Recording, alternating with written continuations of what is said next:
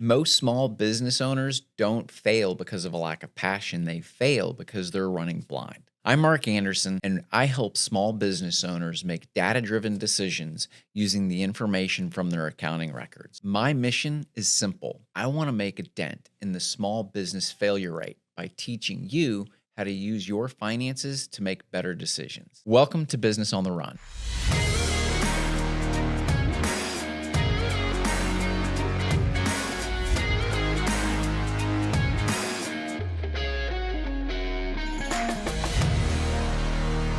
Hello, everybody. Mark Andersen here. We are back with another episode of Business on the Run with Mark Andersen. And today I am thrilled to say that I'm here with Amy Garza from Dickinson ISD Education Foundation.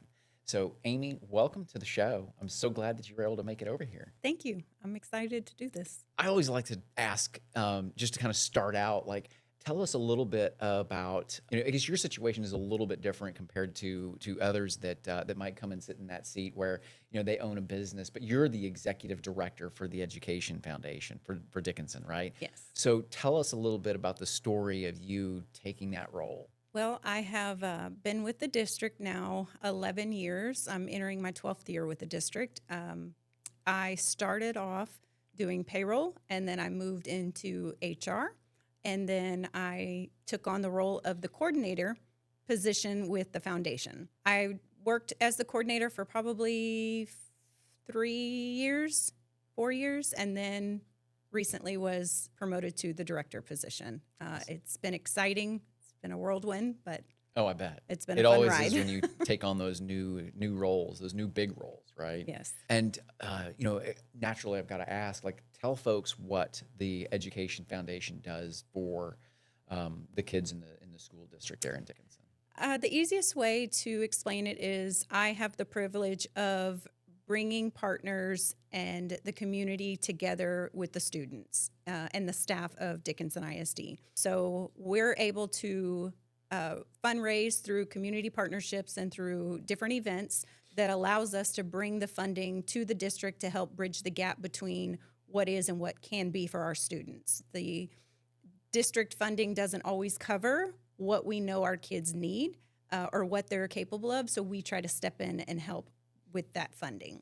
And you guys just had a massive, hugely successful annual gala. Tell us about that. I'm really interested to know really the logistics. I mean, to the, from the start, obviously, right, to the finish, but also just kind of,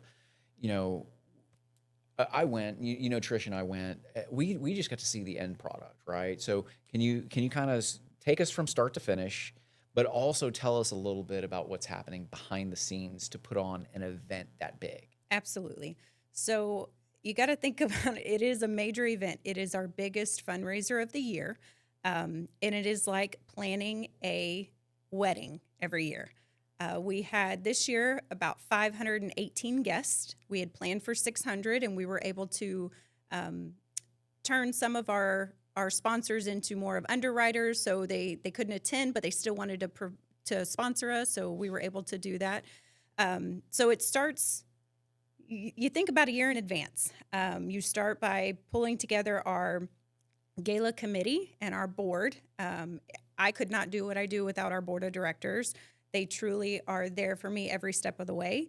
They help make all the decisions, and they are there for hours on end with me. In the beginning, we sit down, we pick a theme, we decide on a venue, we decide on how many guests we can get in the room, and what guests we want in the room, because we love our teachers and we want to support our teachers, but we do need sponsors that are going to come in and really feel the impact of what their donation does for us. So yes, we do have some teachers that attend, but it's really more filled with our community members and our business partners. Sure.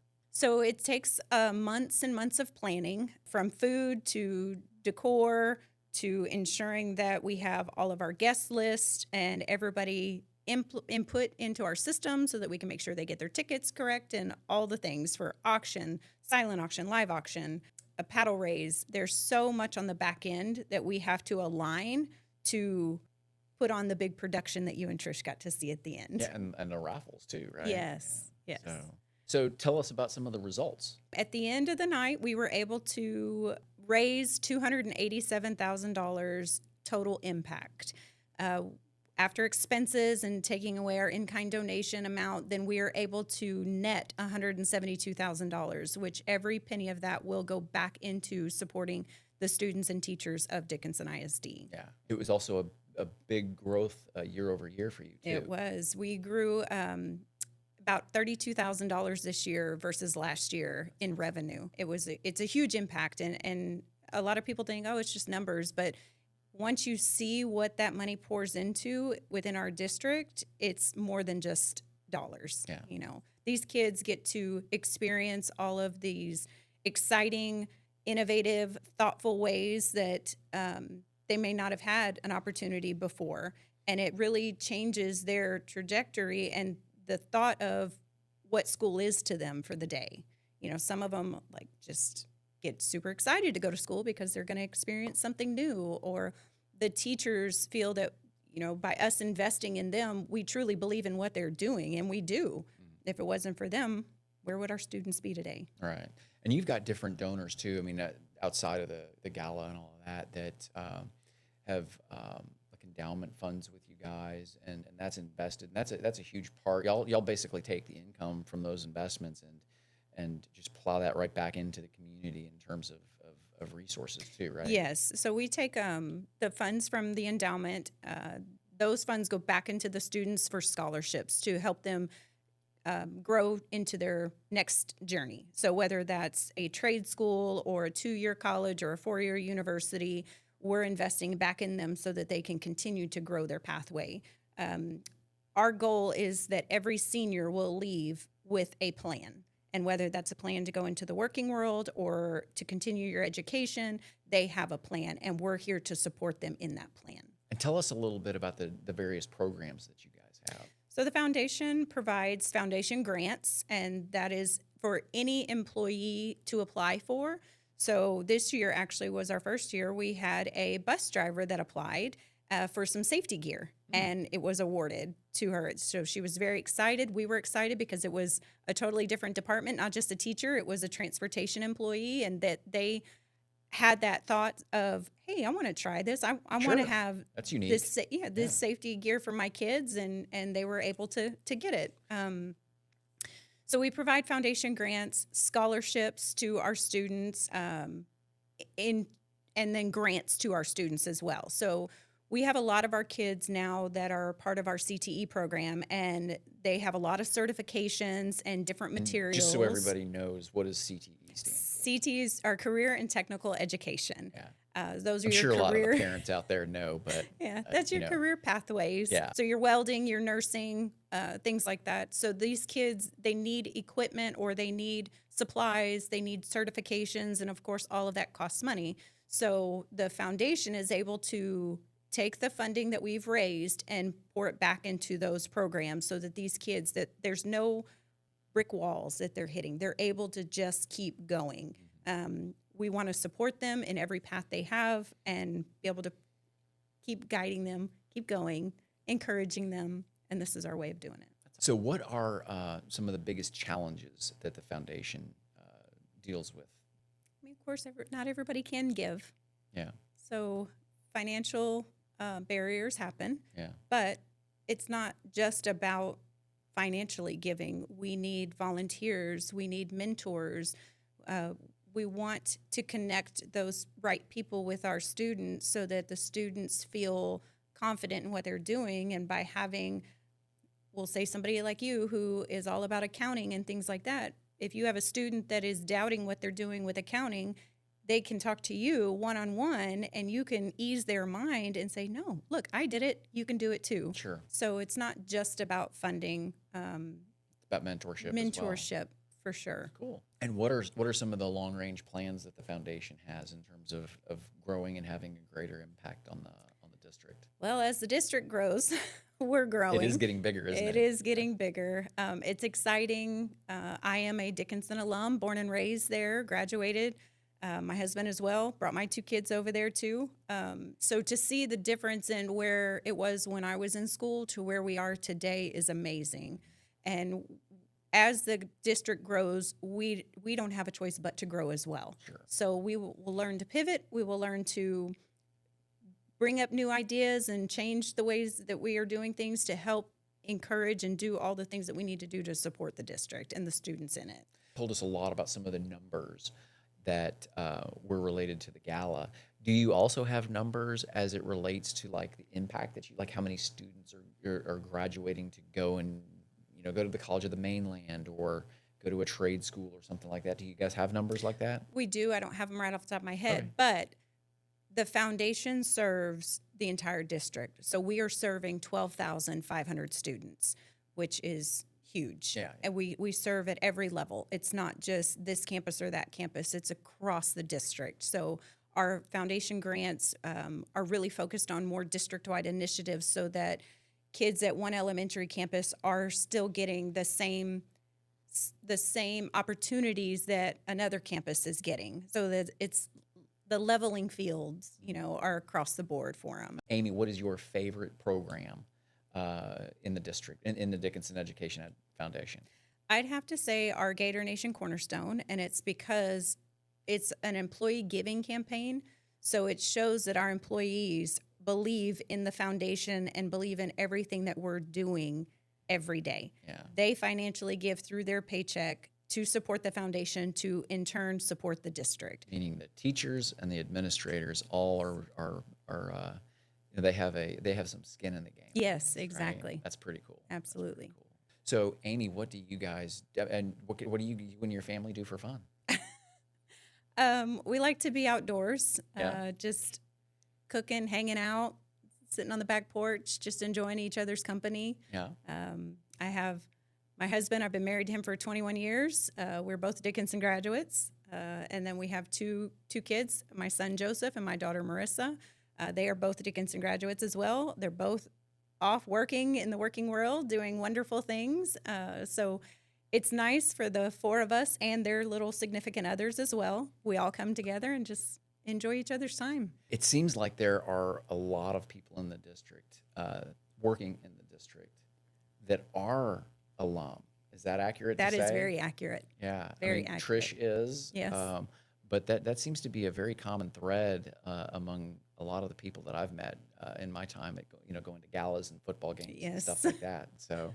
Good old football games. Oh, love going to the football games. I think that is one of the things that my father has really enjoyed most. He did go to the gala, not this past year, but the year Last before. year. And yeah, that was a whole lot of fun. So Yeah, Dickinson is such a tight-knit community, and it always has been. So when it comes to football games or Friday night lights or really anything that involves promoting the students of Dickinson, the community is all in. yeah, And you can't say that about a lot of other communities, but Dickinson, by far, they believe in what we're doing. They are there to support, and they're there to help the kids too through all kinds of things. So I totally 100% believe that. And the reason that I say that, I feel like I can speak to personal experience with this, is going to the playoff games for the football games this past year. yes. Oh my goodness, trying to get in. I mean, it was amazing the number of people showing up to those playoff games, even though that sometimes it was an hour-long ride to get there. Yes. It was almost like the entire town was in. I'm pretty sure they the were. stadium. It So was standing crazy. room only. Yeah. I was shocked to look across and see how many people were just crammed in. Yeah. But football's a thing in Dickinson for sure. Yeah. And not just football, basketball too. I mean, it's any of the sports. They're just the community, the older community of Dickinson, they really still come out and support. The foundation offered an event called Shoot the Hoop this year. Mhm. And it was a way to bring our Cornerstone scholarships to the forefront of everything so that the community could see that the district employees believe in it just as much as they do. So we picked 5 students, 5 seniors. There was a whole criteria and a selection process, and they got a draft day where they got to come out and they were named the 5 players. They had to come out and shoot the hoop. So during the senior basketball game, the boys' senior basketball game, we kind of took over the halftime show. Okay. And the students came out. They had the opportunity to shoot from the 3-point line. If they made it, they made a $1,000 scholarship. Oh, wow. If they missed, they scooted up to the free throw line and they would win $500 scholarship. Okay. So it was a fun and inviting way for the community to see, for the students to be recognized, and for the senior players to also be recognized in a full-on community thing. So looking out at that crowd, though, there were so many alum and so many old-time Dickinson folks that were just there to support, and they come to all the games. They just love it. Yeah. They love it. So, Amy, tell me a little bit more about the history of the Dickinson Education Foundation. Tell me, when did it start, and can you tell us a little bit about some of the evolution that has taken place over the years? Because I know you guys are about to have an anniversary here pretty soon, right? Yes. So the inception of the foundation was in 2007. Wow.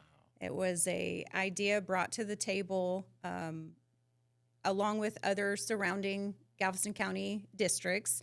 They all kind of started saying, well, we need a way to help kids go to college and things like that. So it was started in 2007 with a board of directors, and they ended up hiring a director, or quote unquote a me person, and that person came in and started the process of the foundation and led it to a very good point, and then transition of directors happened. And I think by each year or each new director, there was growth.